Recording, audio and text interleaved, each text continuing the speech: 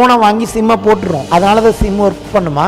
Work பண்ணாது. ஆனா அந்த நெட்வொர்க்காரவங்க ஜியோவோ ஏர்டெலோ ஏதோ ஒரு நெட்வொர்க் அவங்க ஆக்டிவேட் பண்றதுக்கு, அப்போ தேவன் என்ன பண்ணிருக்கிறார், என்னைக்கு கிறிஸ்துவுக்குள் வந்தோமோ இப்ப வேற சிம்மு, பழைய சிம்மு தூக்கி போட்டாச்சு. இப்படி இருக்க ஒருவன் கிறிஸ்துவுக்கு இருந்தால் புது சிருஷ்டியா இருக்கிறான், புது சிம்மா இருக்கிறான், பழையவைகள் எல்லாம் ஒளிந்தன, எல்லாம் புதிதாயின. அவருடைய ஆசீர்வாதங்கள்ல உன்னதங்களில் சகல ஆவிக்குரிய ஆசீர்வாதங்களாலும் நம்மை ஆசீர்வதித்திருக்கிறார். So we have a good network. It is already in action. அந்த நெட்வொர்க்ல ஏற்கனவே எல்லாத்தையும் கர்த்தர் ஆக்டிவேட் பண்ணியிருக்கிறார். தேவனுடைய பிள்ளைகளே, உங்க வாழ்க்கையில இன்னைக்கு என்ன நடந்துகிட்டு இருக்கு அப்படிங்கறத பார்க்கறதுக்கு விசுவாசம் தேவையில்லை. இப்பொழுது நடக்கிறவைகள் அல்ல, ஏற்கனவே 2000 வருஷங்களுக்கு முன்பதாக கல்வாரி சிலுவையின் மூலமாக உங்களுக்கு என்ன நடந்திருக்கிறது என்பதை எடுத்து நீங்க உங்க கான்சியஸ்ல வைக்கணும். அதைத்தான் இங்கே அவர் எழுதுகிறார்.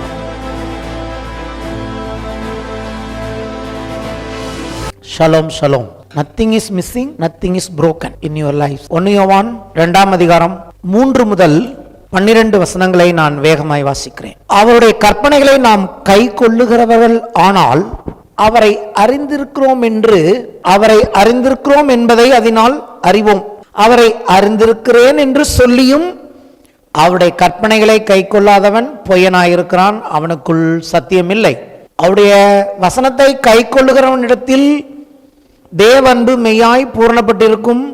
நாம் அவருக்குள் இருக்கிறோம் என்பதை அதனால் அறிந்திருக்கிறோம். அவருக்குள் நிலைத்திருக்கிறேன் என்று சொல்லுகிறவன் அவர் நடந்தபடியே தானும் நடக்க வேண்டும்.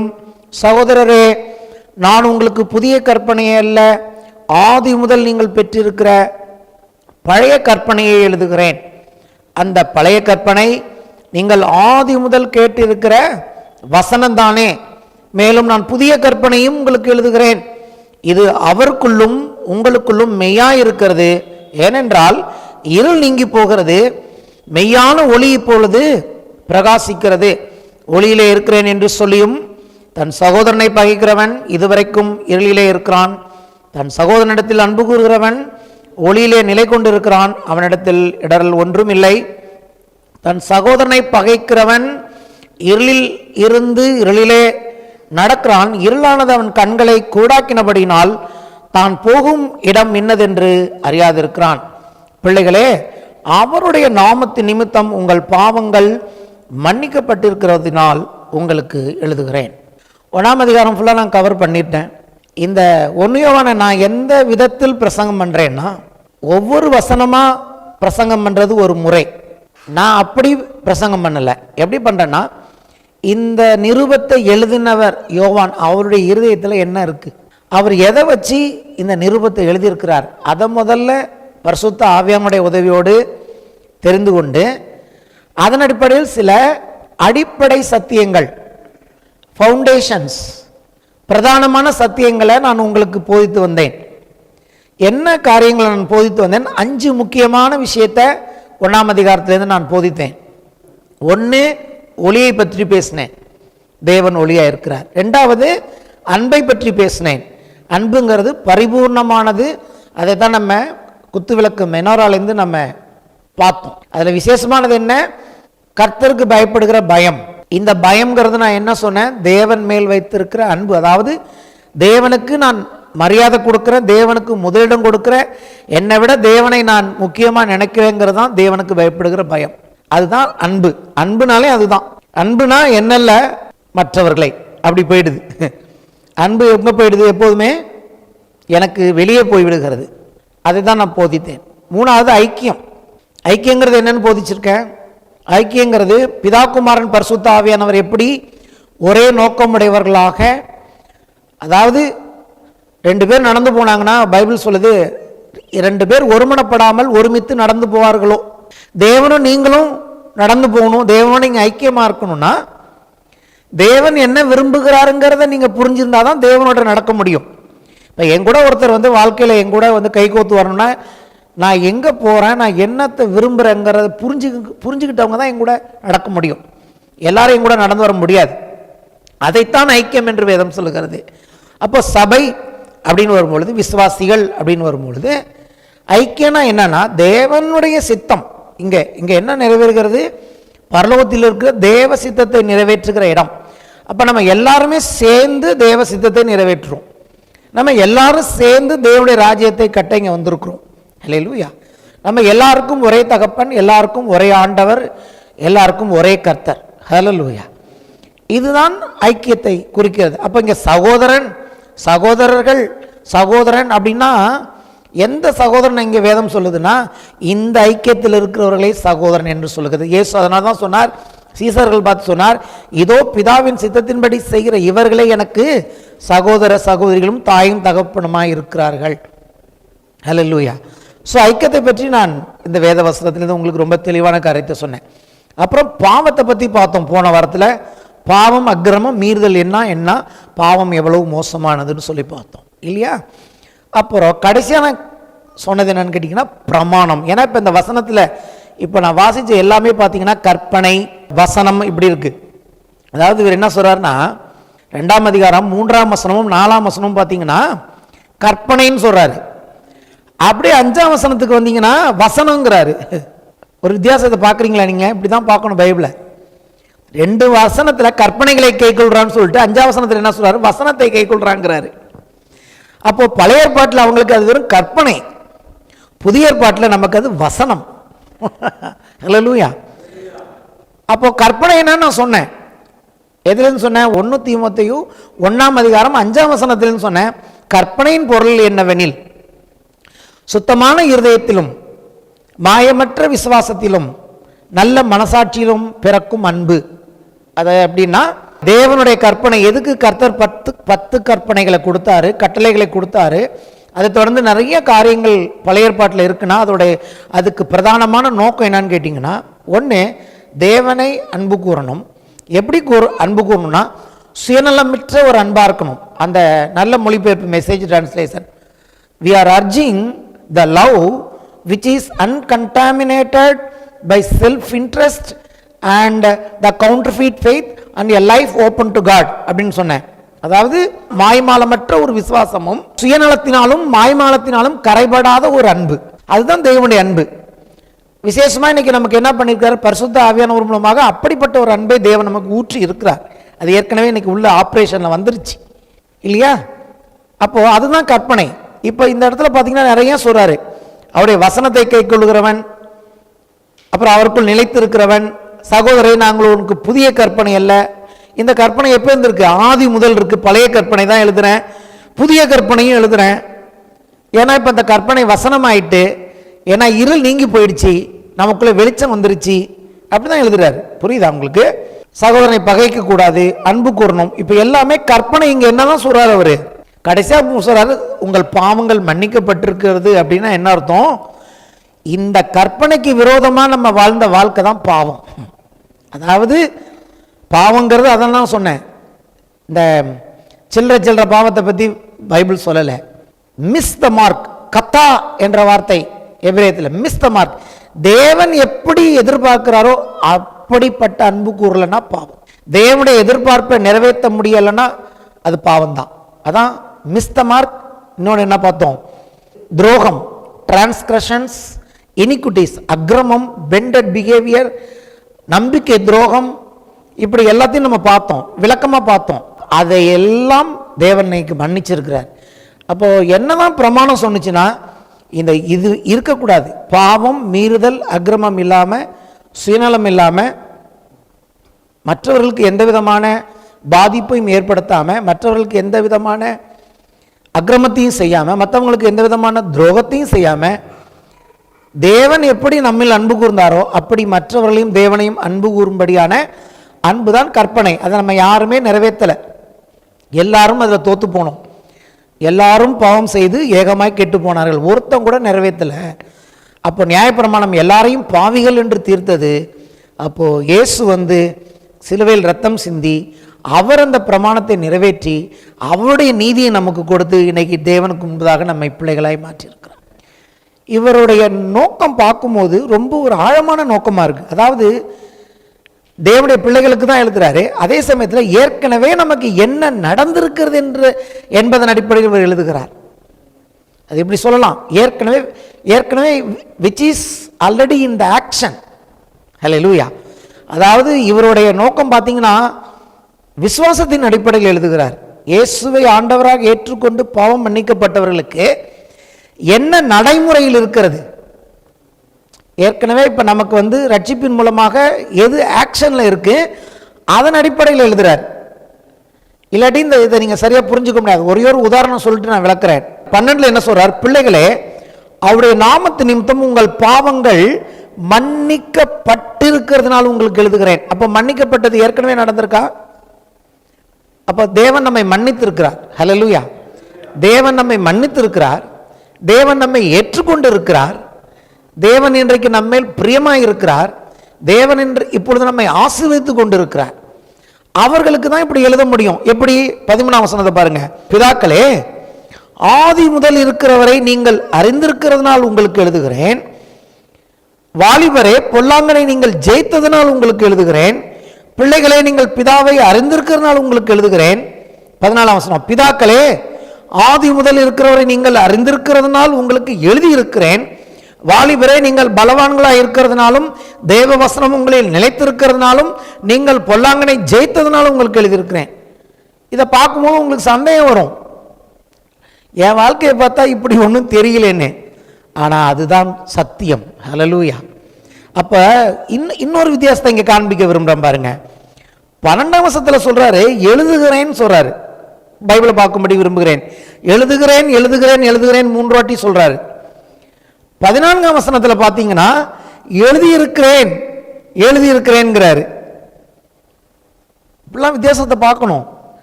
நான் கேட்குறேன், எழுதுகிறேன்னு சொல்லிட்டு திருப்பி எதுக்கு எழுதியிருக்கிறேன்னு சொல்றாரு? மேபி இப்படி இருக்கலாம். இப்போ அந்த கடிதம் எழுதிட்டார். அந்த காலத்தில் கடிதங்கள் ரொம்ப காஸ்ட்லி. அந்த பேப்பர் நம்ம பேப்பர் மாதிரி இல்லை. பேப்பர் ரைட், அது ஒரு பேப்பர் சொல்லுவாங்க, அது ரொம்ப காஸ்ட்லி. அதனால அன்றைக்கி எழுதணும்னா ரொம்ப யோசிச்சுட்டு தான் எழுதணும். திருப்பி நம்மளை போல் கம்ப்யூட்டரில் டெலிட் பண்ணுற மாதிரி டெலிட் பண்ண முடியாது.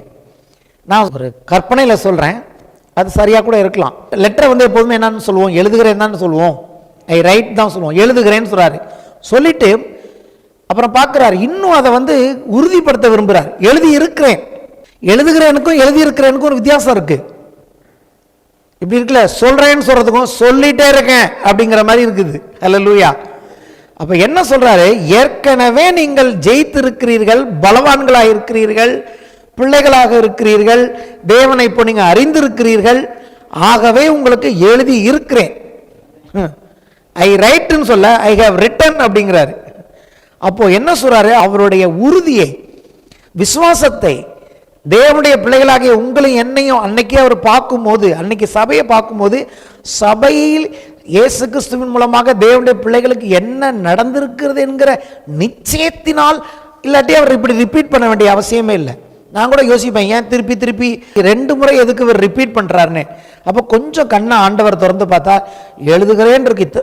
உண்மையாக சொல்கிறேன், நானும் பைபிள் 30 வருஷமாக வாசிச்சுட்டு இருக்கேன். எனக்கு ஒரு வெக்கமும் இல்லை சொல்கிறதுல. இதை நான் இன்னைக்கு தான் பார்த்தேன். எழுதுகிறேன், நீங்கள் பார்த்துருக்கீங்களா? எழுதுகிறேன்னு சொல்கிறாரு, பின்னாடி அதுக்கு அடுத்த வசனம் எழுதி இருக்கிறேன்ங்கிறாரு. அதுக்கு தான் தேவன் வேணும். அதுக்கு யார் வேணும்? தேவன். ஹல்லேலூயா. அப்போ என்ன சொல்றார் கர்த்தர்? அற்புதமான இன்னைக்கு நம்ம அந்த பிரசங்கத்தை கேட்டுட்டு இருக்கோம். அந்த confidence, what is already in action in our life, ஏற்கனவே என்ன நம்ம வாழ்க்கையில நடந்திருக்கிறது என்பதன் அடிப்படையில் இது எழுதப்பட்டிருக்கிறது. அப்போ அவர் என்ன சொல்றாரு? காணப்படுகிறவைகள் அல்ல, இப்ப என்ன நடந்துகிட்டு இருக்குங்கிறத பத்தி இல்லை. இன்னைக்கு உங்க வாழ்க்கையில தேவனுடைய பிள்ளைகளே, இதே ஸ்டைல நானும் உங்களை பார்த்து பேசுறேன். பிள்ளைகளே தான் நானும் சொல்றேன், தேவனுடைய பிள்ளைகளே, கர்த்தர் உங்களை பெற்றெடுத்திருக்கிறார். நீங்கள் தேவனுடைய பிள்ளைகள். உங்களுக்கு சொல்லுகிறேன், தேவனுடைய பிள்ளைகளே, உங்க வாழ்க்கையில இன்னைக்கு என்ன நடந்துகிட்டு இருக்கு அப்படிங்கிறத பார்க்கறதுக்கு விசுவாசம் தேவையில்லை. இப்பொழுது நடக்கிறவைகள் அல்ல, ஏற்கனவே 2000 வருஷங்களுக்கு முன்பதாக கல்வாரி சிலுவையின் மூலமாக உங்களுக்கு என்ன நடந்திருக்கிறது என்பதை எடுத்து நீங்க உங்க கான்சியஸ்ல வைக்கணும். அதைத்தான் இங்கே அவர் எழுதுகிறார். இல்லாட்டி ஒன்றுயவான உங்களுக்கு கொஞ்சம் நிழலாக தான் இருக்கும். என்ன பார்த்தா நானே நினைப்பேன், நான் பலவானா இருக்கிறேனா, நான் பொல்லாங்கனை ஜெயித்திருக்கிறேனா. இதெல்லாம் யாரை குறித்து சொல்லலாம்? இயேசுவை குறித்து சொல்லலாம். இயேசுவை குறித்து சொல்லலாம். அவர் பலவான். அந்த பொல்லாத பலவான இந்த பெரிய பலவான் அவனை கட்டினாரு, அவனை ஜெயிச்சாரு. ஆனால் என்னை பற்றி சொல்லும் பொழுது அப்போ நான் என்ன நினைக்கிறேன்? எனக்காக அவர் செய்திருக்கிறார். இன்னைக்கு நான் கிறிஸ்துவுக்குள் இருக்கிறேன். he is conqueror, I am more than conqueror என்று வேதம் சொல்கிறது. அப்ப அவர் பலவானா நானும் பலவானா தான் இருக்கிறேன். அவர் ஜெயித்திருக்கிறார்னா அப்புறம் நானும் ஜெயித்திருக்கிறேன். அப்போ கிறிஸ்தவ ஜீவியம் இங்கே யோவானுடைய இந்த நிருபம் என்ன அவர் கம்பல் பண்ண விரும்புகிறார்னா, நீங்களும் நானும் நமக்கு என்ன நடந்திருக்கிறது என்பதை நம்முடைய சிந்தையில் வைக்கும்படி அவர் எழுதுகிறார். இல்லாட்டி இது ஒரு கொஞ்சம் சட்டத்திட்ட புத்தகம் மாதிரி மாறிடும். ஆமென். அப்போ நான் என்ன சொல்கிறேன், என்ன ஆக்ஷனில் இருக்குது, அதாவது இங்கிலீஷில் இப்படி சொல்லுவாங்க, வித் எஃபெக்ட் ஃப்ரம் சொல்லுவாங்க. இப்போ ஒரு அப்பாயின்மெண்ட் ஆர்டர் கொடுத்தாங்கன்னு வச்சுங்களேன், ஒர்க் பண்ணவங்களுக்கு தெரியும். அப்பாயின்மெண்ட் ஆர்டரில் எவ்வளோ சேலரி எல்லாம் போட்டிருக்கோம், என்ன நம்மளுடைய டெஸ்டினேஷன் என்ன பொசிஷன் எல்லாம் போட்டுட்டு அதில் ஒரு டேட் போட்டிருப்பாங்க. ஏன்னா நம்ம ஜாயின் பண்ண போகிறோம், இன்றைக்கி கொடுத்துருவாங்க. சப்போஸ் 1ஆம் தேதி ஜாயின் பண்ண வச்சுங்க, வித் எஃபெக்ட் ஃப்ரம் 1/11/2025 அந்த மாதிரி போட்டாங்கன்னு வச்சுங்க, அந்த 1ஆம் தேதியிலேருந்து நமக்கு எஃபெக்ட்டுக்கு வந்துடும். நம்ம ஜாயின் பண்ணோடனே அந்த கம்பெனி நமக்கு என்னென்ன சொல்லியிருக்குதோ அந்த ப்ரிவிலேஜஸ், நம்ம போய் ஒர்க் பண்ணும்போது அந்த சேலரி, அவங்க நமக்கு என்னென்ன சொல்லியிருக்கிறாங்க, என்னென்னலாம் ப்ரொவைட் பண்ணுறேன்னு சொல்லியிருக்காங்க, கார் ப்ரொவைட் பண்ணுவேன், டிரைவர் ப்ரொவைட் பண்ணுவேன், உங்களுக்கு வருஷத்தில் இவ்வளோ போனஸ், என்னென்ன சொல்லியிருக்கிறாங்களோ எல்லாம் எஃபெக்ட்டுக்கு வந்துடுது. இன்னும் நீங்கள் வாங்கலை, ஆனால் எஃபெக்ட்டுக்கு வந்துட்டுன்னு ஒரு லெட்டர் கொடுத்துட்டாங்க. ஹல்லேலூயா. அப்போ நீங்கள் இன்னைக்கு வேலை இல்லைன்னு சொல்லிட்டு இருப்பீங்களா? இல்லை, வர 1ஆம் தேதியிலேருந்து எஃபெக்ட்டுக்கு வருது. ஹல்லேலூயா.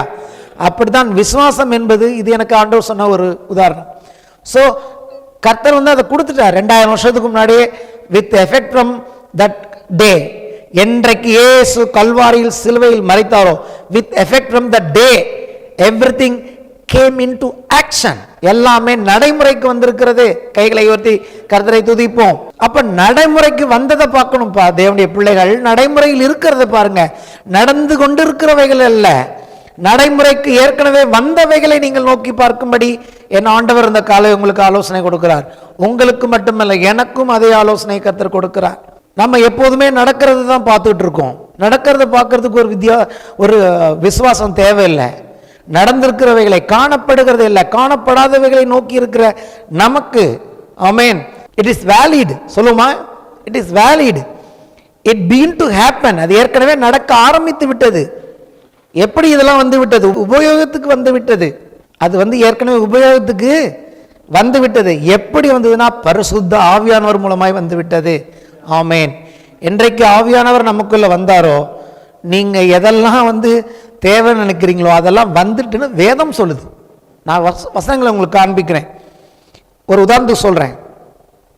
The love of God is already in action. அதாவது தேவனுடைய அன்பு ஏற்கனவே நமக்குள்ள ஆக்ஷன்ல இருக்கு. வசனம் சொல்லுகிறது, பரிசுத்த ஆவியினாலே தேவனுடைய அன்பு நம்முடைய இருதயங்களில் ஊற்றப்பட்டு இருக்கிறது. அப்போ அன்பு ஆக்ஷன்ல இருக்கா இல்லையா? ஆம். ரெண்டாவது, தேவனுடைய வல்லமை, the power of God is already in action in our life. தேவனுடைய வல்லமை நம்ம வாழ்க்கையில் ஏற்கனவே செயல்பட்டு இருக்கு. வசனங்கள் சொல்றேன், கேட்டுங்க, நீங்க வீட்டில் போய் பார்த்துக்குங்க. தேவன் நமக்கு பயமுள்ள ஆவியை கொடாமல் பலமும் அன்பும் தெளிந்த புத்தியுள்ள ஆவியை கொடுத்திருக்கிறார். அது மட்டுமல்ல, எபேசியரில் எழுதியிருக்கிறது, நாம் நினைப்பதற்கும் நாம் வேண்டிக் கொள்வதற்கும் மிகவும் அதிகமாய் கிரியை செய்கிற அவருடைய வல்லமையின்படி செய்ய வல்லவராய் இருக்கிற அவருக்கு. அப்ப யாருடைய வல்லமை இப்ப செயல்பட்டு இருக்கு? ஏற்கனவே தேவனுடைய வல்லமை. அப்போ you have to see what is already in action in your life. உங்க வாழ்க்கையில ஏற்கனவே தேவன் செஞ்சுக்கிட்டு இருக்கிறது, அன்பை ஊற்றி இருக்கிறார், மன்னிப்பை கொடுத்திருக்கிறார், உங்களை ஏற்றுக்கொண்டிருக்கிறார், அவருடைய வல்லமை உங்கள் வாழ்க்கையில் செயல்பட்டு கொண்டிருக்கிறது. இன்னொரு வசனம், இன்னொரு காரியம் சொல்லுது, the seed of God is in action. தேவனுடைய வித்து உங்களுக்குள் இருக்கிறது என்று வேதம் சொல்லுகிறது. இவர் தான் சொல்றார். யோவான்ல நம்ம பின்னாடி பார்ப்போம், தேவனுடைய வித்து அவனுக்குள் தரித்திருக்கிறது, அப்படின்னா அவன் பாவம் செய்ய மாட்டான்னு சொல்றாரு, போல்டா சொல்றாரு. ஸோ அவருடைய கான்ஃபிடென்ஸ்லாம் எங்கேருந்து வந்துச்சு? இந்த கான்ஃபிடென்ஸ், எழுதுகிறேன், எழுதி இருக்கிறேன்ங்கிற கான்ஃபிடென்ஸ் யோவானுக்கு எங்கிருந்து வந்தது? கல்வாரி சிலுவையில் என்ன நடந்தது என்பதன் அடிப்படையில் எழுதப்பட்ட நிரூபம் இது. ஷிகாபா, ஹல்லேலூயா. The seed of God is already in action in your life. The spirit of God is already in action in your life. தேவ ஆவியானவர் உங்களுக்குள்ளே கிரியை நடப்பித்துக் கொண்டிருக்கிறார். மகிமையின் மேல் மகிமை அடைந்து மறுரூபமாகிறமே உங்களுடைய என்னுடைய மனதை விழுந்து போன மனதை 30 வருஷத்துக்கு முன்னாடி எப்படி இருந்த மனசுன்னு எனக்கு தெரியும், இன்னைக்கு எப்படி இருக்குங்கிறது தெரியும். இன்னும் நாட்கள் போக போக என் மனசு எப்படி இருக்கும் அப்படின்னு எனக்கு தெரியும். அன்னைக்கு இருந்த மனசு இன்னைக்கு எனக்கு இல்லை. அதாவது நல்ல மனசை சொல்லலை, கெட்ட மனசை சொல்கிறேன். ஹல்லேலூயா. நல்ல மனசு கொஞ்சம் ஆரம்பத்துலேருந்தே இருக்குது. எல்லாருக்குள்ள எல்லா மனுஷங்களுக்குமே கொஞ்சம் நல்ல மனசு இருக்குது. எல்லாரும் ஒன்றும் பொல்லாதவர்கள் இல்லை. ஆமென். ஆனால் தேவன் எதிர்பார்க்கிற அந்த நல்ல மனசு, ஹல்லேலூயா, அது எப்படி எனக்குள் உண்டாகிறது? பரிசுத்த ஆவியானவர் என் மனதை மறுரூபப்படுத்துகிறார். மகிமையின் மேல் மகிமை அடைந்து கொண்டிருக்கிறேன். நல்ல செய்தி. ஹல்லேலூயா. அடுத்து பார்த்தீங்கன்னா, the blessing of God is already in action. தேவனுடைய ஆசீர்வாதம் நம்முடைய வாழ்க்கையில் ஏற்கனவே கிரியை செய்து கொண்டிருக்கிறது. ஸோ இப்படி வேதத்திலிருந்து நம்ம தேடி வாசிக்கணும், எது ஏற்கனவே என் வாழ்க்கையில் ஆக்ஷனில் இருக்கு. ஹல்லேலூயா. சாபமெல்லாம் போயிடுச்சு, ஆசீர்வாதம் தான் ஆக்ஷனில் இருக்கு. சிலுவையின் மூலமாக அவர் நமக்காக கல்வாரியில் சாபமானார் என்று கலாத்தியர் 3ஆம் அதிகாரத்தில் பவுல் எழுதுகிறார். புறஜாதியாகிய உங்களுக்கும் எனக்கும் ஆபிரகாமின் ஆசீர்வாதம் ஆக்டிவேட் ஆகியிருக்கிறது. கல்வாரி சிலுவையின் மூலமாக ஆபிரகாமின் ஆசீர்வாதம், வேற யாருடைய ஆசீர்வாதம் சொல்லலை. யாருடைய ஆசீர்வாதம்? ஆபிரகாமின் ஆசீர்வாதம் உங்களுக்குள்ளும் எனக்குள்ளும் ஆக்டிவேஷனில் இருக்கு.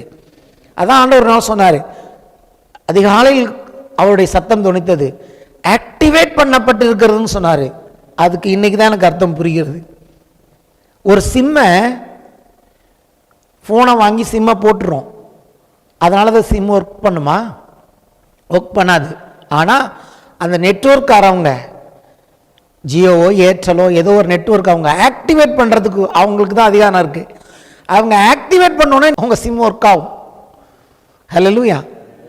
அப்போது தேவன் என்ன பண்ணியிருக்கிறார்? என்னைக்கு கிறிஸ்துவுக்குள் வந்தோமோ, இப்போ வேற சிம்மு, பழைய சிம்மு தூக்கி போட்டாச்சு.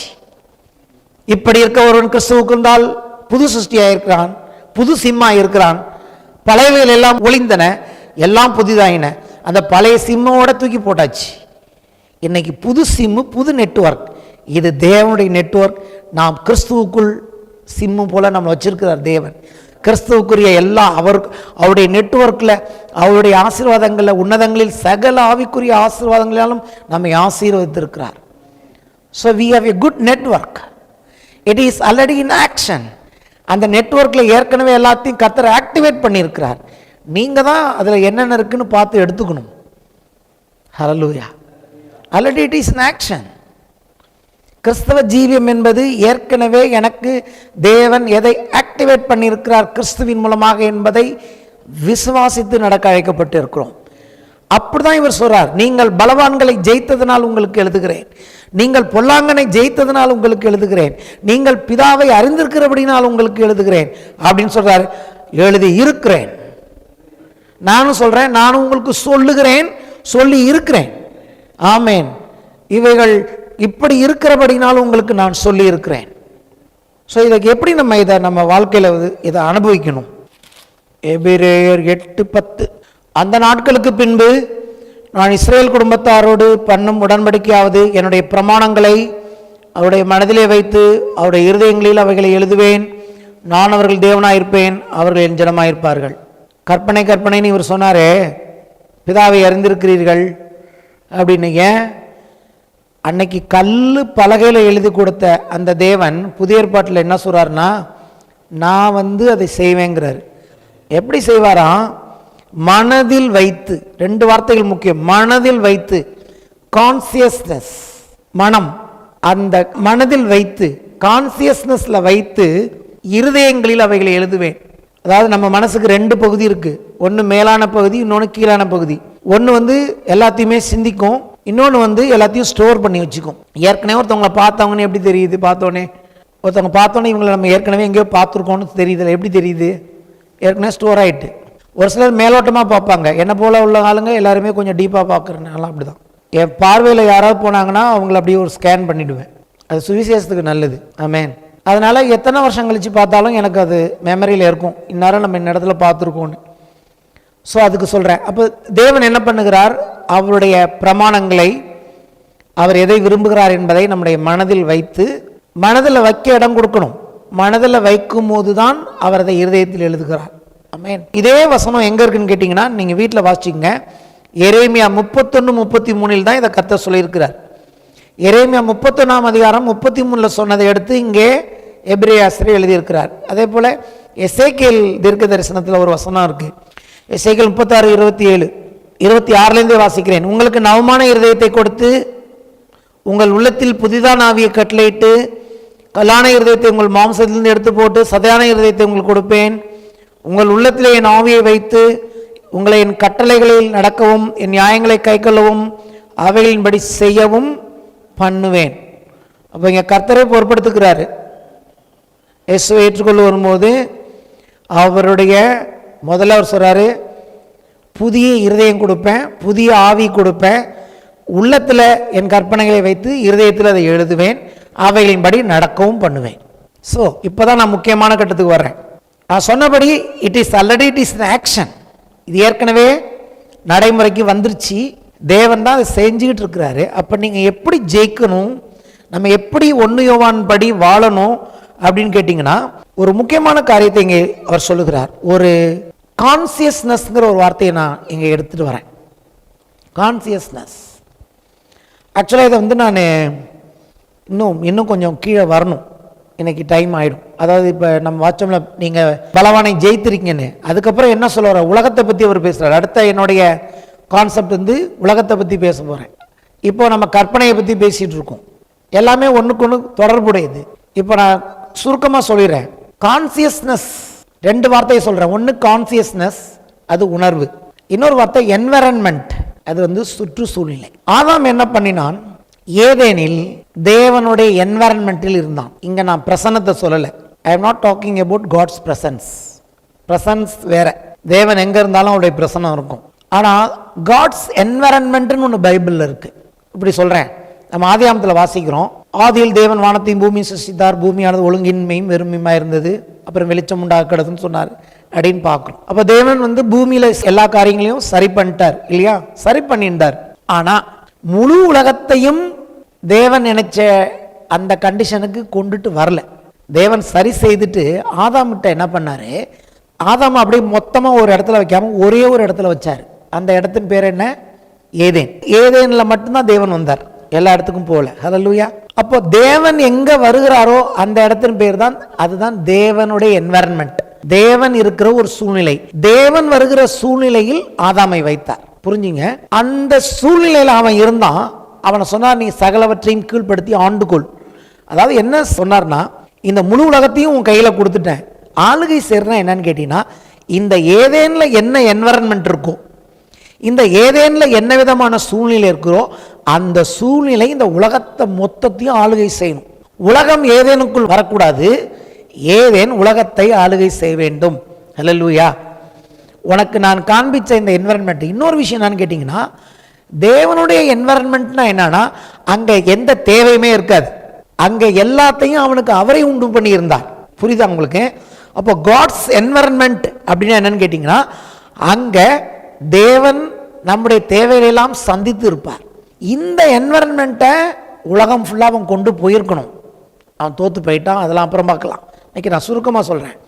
அப்போ இன்னைக்கு ரட்சிப்பின் மூலமாக தேவன் என்ன செய்கிறார், காட்ஸ் என்விரான்மெண்ட், நம்ம தேவனுடைய என்விரான்மெண்ட்டை இந்த உலகத்திற்குள் கொண்டு போகணும். ஆனால் உலகத்தின் என்விரான்மெண்ட்டு நமக்குள்ளே வந்துடக்கூடாது. இதைத்தான் வேதம் உலகம் உலகம்னு சொல்கிறாங்க. புரியுதுங்களா? அப்போது நீங்கள் புரிஞ்சுக்கணும். அப்போ காட்ஸ் என்விரான்மெண்ட்னா என்ன அப்படின்னு கேட்டிங்கன்னா, காட்ஸ் என்விரான்மெண்ட்டுங்கிறது என்னன்னு கேட்டிங்கன்னா, அங்கே நம்முடைய தேவைகள் எல்லாமே தேவன் நமக்கு சந்தித்து இருப்பார். இயேசு சொன்னார்ல, முதலாவது தேவனுடைய ராஜ்யத்தையும் அவருடைய நீதியும் தேடுங்கள், அப்பொழுது இவெல்லாம் உங்களுக்கு கூட கொடுக்கப்படும். அஞ்ஞானிகள் என்ன பண்ணுறாங்க, அதை போய் தேடிட்டு இருக்காங்க. அப்போது அதுதான் அந்த வித்தியாசம். The environment of the world is different from the environment of God.